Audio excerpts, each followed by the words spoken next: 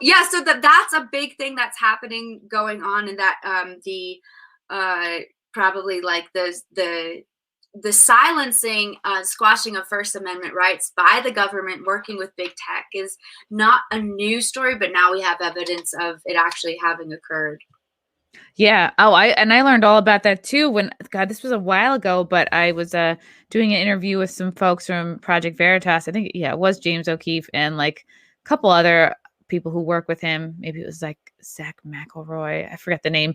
But yeah, it was stunning to see the proof and these like videos of the folks that work at Facebook just blatantly admitting to like, yeah, we delete conservatives. We Right. we're very much censoring anything pro Trump and like would happily do it. Like saw it as a patriotic duty that they Yeah.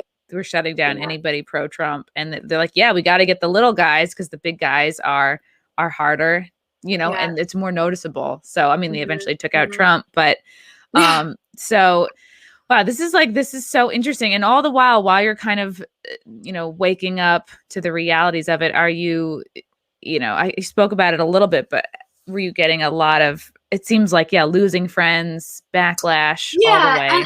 and in my adult life, after I got into the recovery era of my existence, right? Like recovering Hollywood actress. Yes, totally.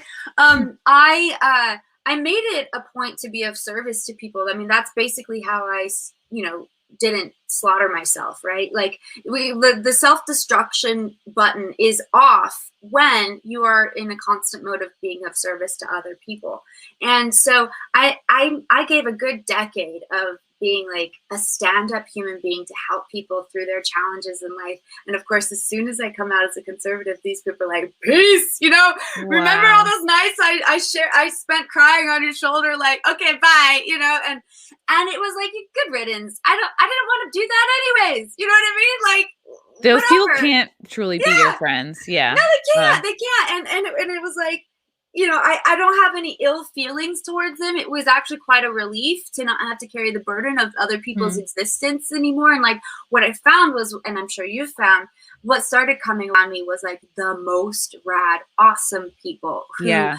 had guts, who had courage, who had character, who didn't give a shit, who just was like so about the country, so about the Constitution, so about like correcting what was right, and like being really bold in how they were saying, no, you're a woke idiot and this is why, and like I admire that. I Yeah. admire the people who are like, because we need reality. Like I need reality. Me You know what I too. mean?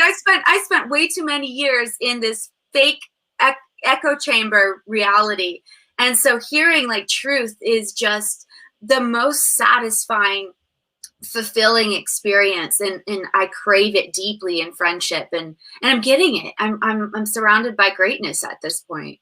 That's good. And I Yeah. saw well, yeah, recently before reaching out to you, you had done a video or a couple of videos with PragerU just talking about like Hollywood favoring quotas and Yeah. that they're not about talent or quality. It's all about just like virtue signaling. Yeah. When did they reach out to you to work with them? So that was shortly after I spoke out. Siaka, his Instagram handle is Chief in the Americana, and he had been.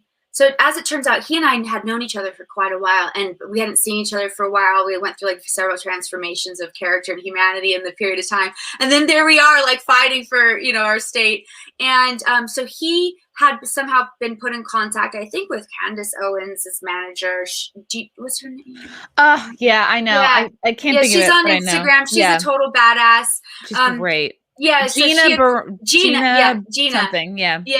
So she had put him in contact, and since we were in the same industry, he was like, you need to talk to her as well. And yeah, it was, I had no expectations of it. I didn't really know even when it would come out, but what the feedback and the response has just been universally like, thank you so much for saying that. And I think that the thing is, I didn't come out of the closet guns blazing, so to speak. I went when the George Floyd propaganda rolled out.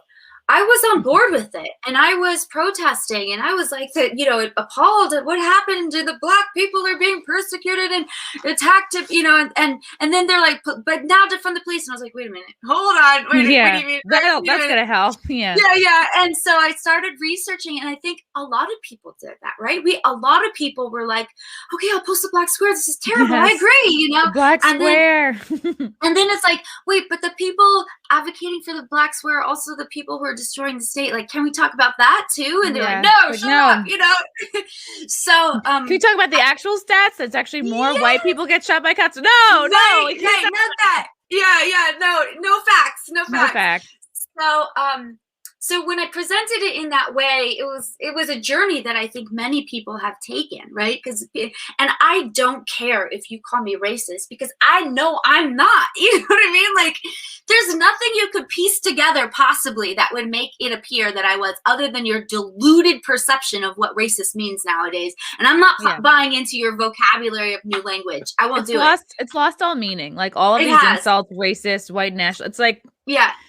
Anybody with cargo shorts can be a Trump supporter. You know what I mean? It takes nothing. It takes like. But the thing too was, when I came out as a Trump supporter, I knew more diverse people who were Trump supporters than even white people who were Trump supporters. So it was clear as day at that point. So I moved out of Los Angeles because I have an 8-year-old, and I wanted to give him a life in California, or others call it California.